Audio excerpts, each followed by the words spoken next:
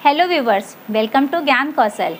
आज हम आप लोगों को बीटीसी सेकेंड सेमेस्टर में प्रारंभिक शिक्षा के नवीन प्रयास के अंतर्गत प्रारंभिक शिक्षा के संदर्भ में गठित आयोग एवं समितियों के बारे में बताएंगे। इससे पहले भी हम कुछ समितियों के बारे में आपको बता चुके हैं।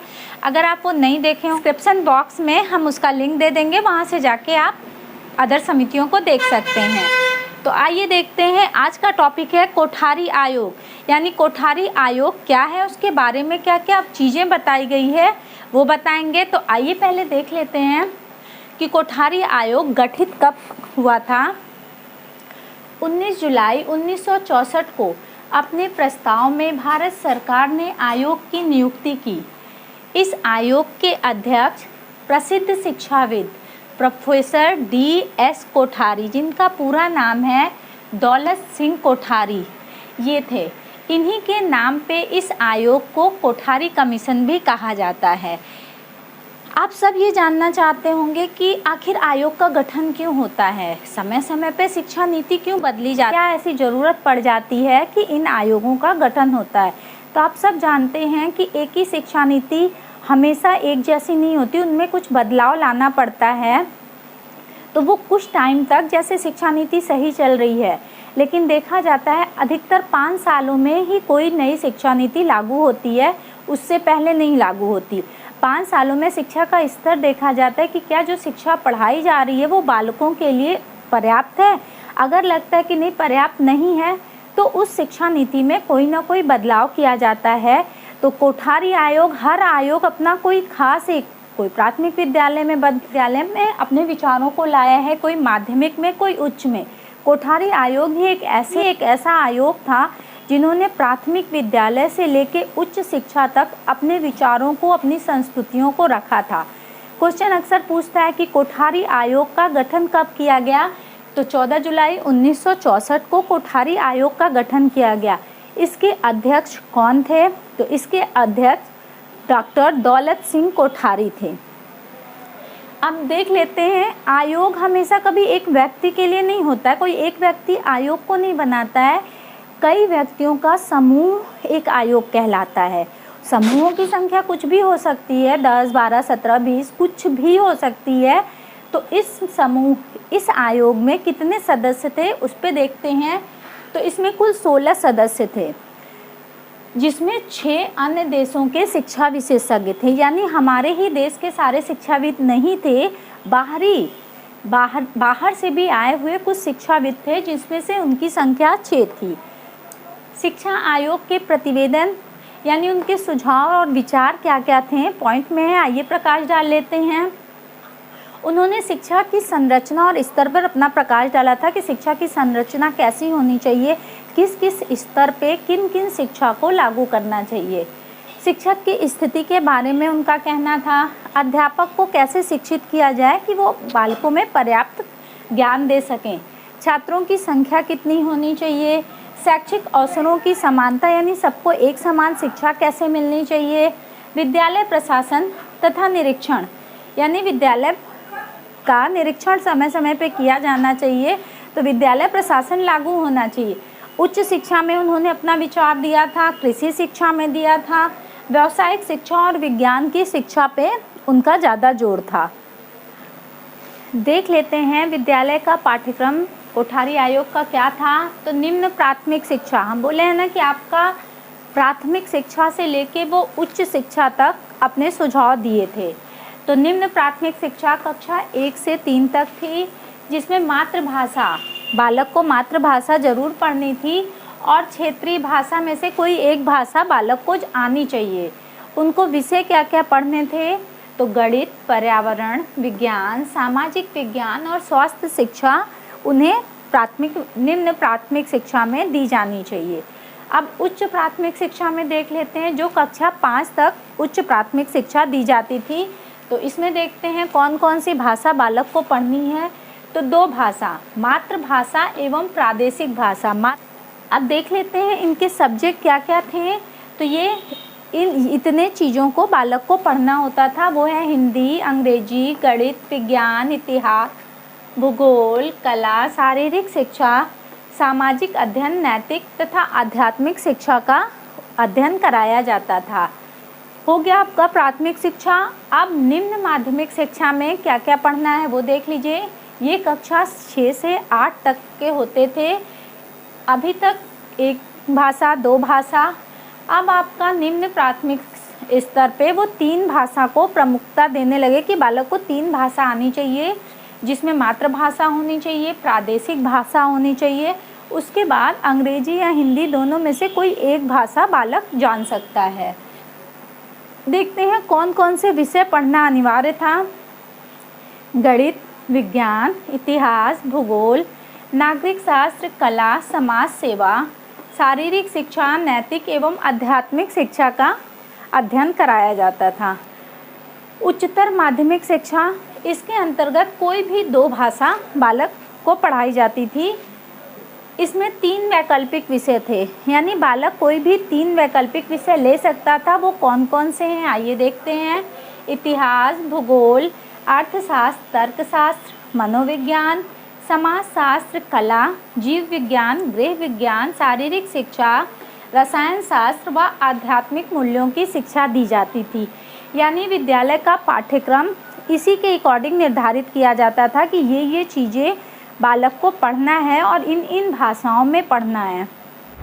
कोठारी आयोग में हम शिक्षकों की स्थिति देख लेते हैं। तो शिक्षकों को अच्छा वेतन दिया जाता था तथा उनकी सेवाओं को देखते हुए उन्हें प्रोन्नति भी दी जाती थी। इसलिए कोठारी आयोग के शिक्षक की स्थिति बहुत ही अच्छी थी उस आयोग में। अध्यापक की शिक्षा कैसी थी, यानी ट्रेन टीचर कैसे होते हैं, उन्हें क्या क्या किस तरह से ट्रेन करना चाहिए, उसके बारे में कोठारी आयोग का क्या विचार था देखते हैं। पॉइंट में है पहला, शिक्षा को एक विषय के रूप में स्नातक या स्नातकोत्तर पाठ्यक्रमों में पढ़ाया जाए। यानी कोई एक विषय लेके उसे बच्चा स्नातक करे या स्नातकोत्तर करे, यानी बीए या एमए करे, तो वो शिक्षक अध्यापक शिक्षा में उसको ज़्यादा ईजी होगा। नेक्स्ट है, सभी शिक्षण संस्थाओं को ट्रेनिंग कॉलेजों के नाम से पुकारा जाए। यानी जो भी प्रशिक्षण कॉलेज हैं उनको ट्रेनिंग कॉलेज का नाम दिया जाए। नेक्स्ट है, ट्रेनिंग कॉलेज में शिक्षकों के पास 2 स्नातकोत्तर उपाधि का होना अनिवार्य है।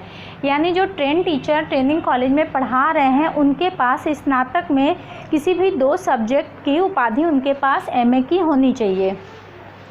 नेक्स्ट है, अप्रशिक्षित शिक्षकों के लिए ग्रीष्मकालीन सेवाओं संस्थाओं की व्यवस्था। यानी जो शिक्षित नहीं थे, ट्रेन टीचर नहीं थे, उनके लिए ग्रीष्मकालीन ट्रेनिंग सेंटर खोला जाए ताकि वहाँ वो जाके शिक्षित हो सकें। नेक्स्ट पॉइंट है, प्रत्येक विश्वविद्यालय एवं कॉलेज में नए शिक्षकों के लिए नियमित पाठ्यक्रमों की व्यवस्था। यानी हर विश्वविद्यालय या कॉलेज में जो भी नए टीचर आ रहे हैं उनके लिए नियमित पाठ्यक्रमों की व्यवस्था की जाए। तो ये है कोठारी आयोग में शिक्षक की स्थिति और अध्यापकों को कैसे शिक्षित करना है उसके बारे में। कोठारी आयोग के अकॉर्डिंग छात्रों के लिए क्या था, पॉइंट में है देख लेते हैं। प्रत्येक बालक को 7 वर्ष तक निःशुल्क शिक्षा दी जानी चाहिए। नेक्स्ट है, प्रतिभाशाली जो तेज बच्चे हैं उनको अलग से पैसों की सहायता या शिक्षण की सहायता देनी चाहिए। निर्धन छात्रों को भी पर्याप्त सहायता देनी चाहिए ताकि वो आराम से पढ़ सकें। व्यावसायिक रोजगार संबंधी सहायता भी देनी चाहिए कि बालक पढ़ के किसी भी व्यवसाय या रोजगार से लग सके। नेक्स्ट है, प्रत्येक ज़िले में विकलांग बालकों के लिए पर्याप्त स्कॉलरशिप की भी व्यवस्था की जाए ताकि विकलांग बालकों को पढ़ने में कोई परेशानी ना हो। अब देख लेते हैं उच्च शिक्षा, कृषि शिक्षा और व्यावसायिक शिक्षा में कोठारी आयोग का क्या मानना था। पहला पॉइंट है, प्रत्येक राज्य में एक कृषि विश्वविद्यालय खोला जाना चाहिए। यानी हर राज्य में एक कृषि विश्वविद्यालय होना चाहिए। नेक्स्ट है, केंद्रीय अनुसंधान केंद्र अखिल भारतीय कृषि अनुसंधान केंद्रों को स्थापित करना चाहिए ताकि बालक कृषि से संबंधित चीज़ों को जान सकें।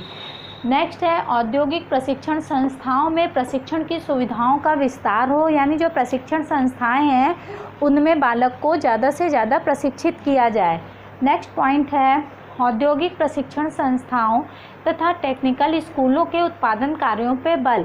यानी जो प्रशिक्षण संस्थाएं हैं उनकी गुणवत्ता में सुधार किया जाए।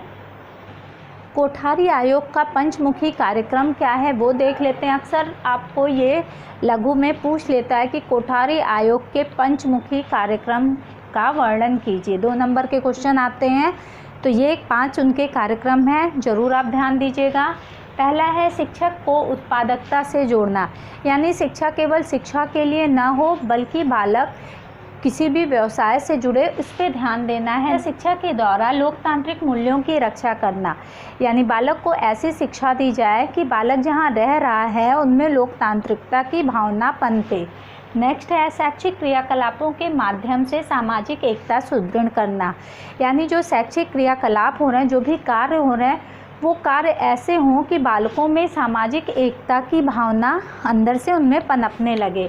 नेक्स्ट है शिक्षा ऐसी होनी चाहिए कि बालकों का नैतिक आध्यात्मिक मूल्यों का विकास हो सके, यानी बालक को नैतिकता और आध्यात्मिकता का ज्ञान दिया जाए। नेक्स्ट है जिज्ञासा की प्रवृत्ति एवं मानवीय मूल्यों का विकास करते हुए सामाजिक आधुनिकीकरण की प्रक्रिया का विकास करना, यानी बालक में जो जिज्ञासा की प्रवृत्ति है, उनके जो मानवीय मूल्य हैं उनका विकास करते हुए जो आधुनिकीकरण है उसकी प्रक्रिया का भी विकास हो सके। ये 5 उनकी पंचमुखी कार्यक्रम कोठारी आयोग का है। क्वेश्चन ये भी पूछ लेता है कि पंचमुखी कार्यक्रम किसने दिया था। 1 नंबर का क्वेश्चन होगा, 4 ऑप्शन होंगे, तो आप लोग बिल्कुल माइंड में क्लियर रखिए। पंचमुखी कार्यक्रम कोठारी आयोग का था और उस कार्यक्रम में इन्होंने इन 5 बिंदुओं पे विचार किया। अब कोठारी आयोग के हम मूल्यांकन देख लेते हैं, यानी उनमें कुछ गुण भी होंगे और कुछ दोष भी होंगे। तो पहले आते हैं गुण पे प्रकाश डाल लेते हैं, उनमें क्या क्या आयोग में अच्छाइयाँ थीं। तो शिक्षा पर और अधिक धन व्यय करने की सिफारिश, वो ये देख रहे थे कि शिक्षा पे जो धन खर्च किया जा रहा है वो थोड़े कम थे, तो और धन खर्च करने की सिफारिश किए थे ताकि उनकी गुणवत्ता को सुधार सकें। नेक्स्ट है शिक्षा के सभी स्तरों के लिए संतुलित पाठ्यक्रम की रूपरेखा, यानी लो लेवल से लेके हाई लेवल सारे स्तर के लिए ऐसा पाठ्यक्रम वो लाना चाहते थे जिससे बालक का पूरी तरह से विकास हो सके।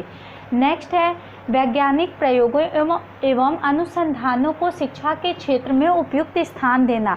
जो भी नए नए प्रयोग आ रहे हैं, जो भी रिसर्च किए जा रहे हैं, उसको शिक्षा के क्षेत्र में वो सही जगह देना चाहते थे। नेक्स्ट है शिक्षा सर्वांगीण पक्षों में संतुलित विकास की रूपरेखा। वो चाहते थे कि ऐसी शिक्षा दी जाए जिससे बालक का सर्वांगीण विकास हो सके। नेक्स्ट है सभी छात्रों में प्रजातांत्रिक समानता के अवसर हो, यानी सभी छात्रों को एक समान देखा जाए। नेक्स्ट है माध्यमिक शिक्षा को पूर्ण व्यवसायोन्मुख बनाना, यानी माध्यमिक शिक्षा ऐसी दी जाए जिसको लेके बालक किसी न किसी व्यवसाय से जुड़ जाए। तो ये सारे उनके गुण हैं। कहते हैं कोठारी आयोग के में दोष क्या क्या थे। अंग्रेजी भाषा पर अत्यधिक बल देने से भारतीय भाषाओं का विकास रुक गया। जब भारतीय उसमें हम अंग्रेजी शिक्षा का ज़्यादा ध्यान देंगे तो नेचुरल है कि भारतीय भाषा अपना अस्तित्व कहीं ना कहीं खो देगी। नेक्स्ट है सांस्कृतिक अध्ययन की उपेक्षा। वो सांस्कृतिक चीज़ों को कहीं भी अपने पाठ्यक्रम में नहीं लाए हैं, उसकी उपेक्षा की गई है इस आयोग में।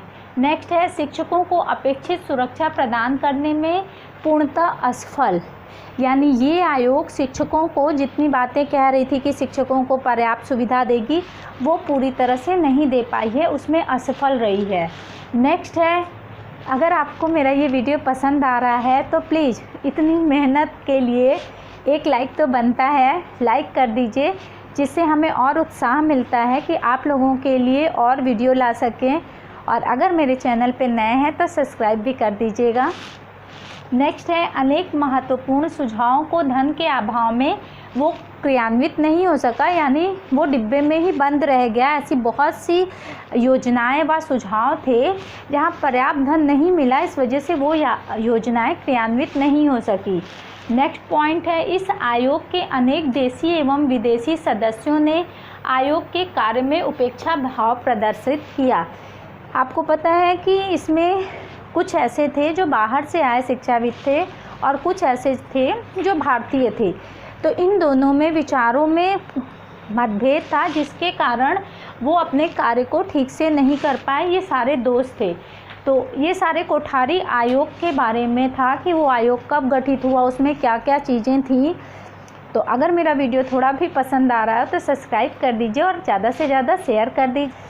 एक और चैनल है जो आपको स्क्रीन पे शो कर रहा होगा, एडोरिंग ब्यूटी। वहाँ आपको ऑनलाइन शॉपिंग की रिव्यू प्लस मेकअप की प्रोडक्ट का रिव्यू, नेचुरल चीज़ों के द्वारा आप अपने स्किन और हेयर केयर कैसे कर सकते हैं वो बताया जाता है। तो एक बार जाके वहाँ भी वीडियो ज़रूर देख लीजिएगा। और अगर मेरी वीडियो थोड़ी भी पसंद आई हो तो इसे ज़्यादा से ज़्यादा शेयर करिएगा। Thank you.